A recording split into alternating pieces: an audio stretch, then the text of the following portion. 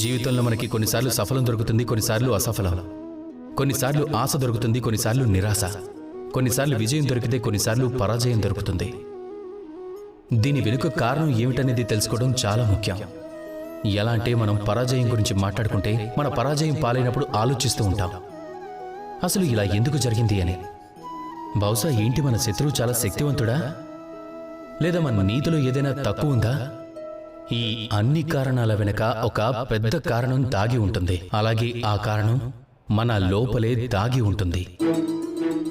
ఇలా అర్థం చేసుకోండి, ఒక మార్గం ఉంది. ఎందులో అయితే మీరు నడుస్తున్నారో ఆ మార్గంలో చాలా కంకరతో నిండుంది, కానీ మీరు చెప్పులు వేసుకున్నారు. అందువల్ల మీరు నడుస్తూ ముందుకు వెళ్ళగలరు.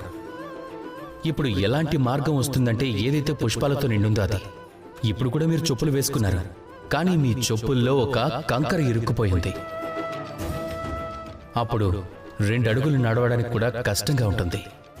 ఈ ప్రపంచంలోని ఎలాంటి పెద్ద శక్తి అయినా మిమ్మల్ని ఆపే ముందు మీకు తెలుసా మిమ్మల్ని ఎవరు ఆపుతారో?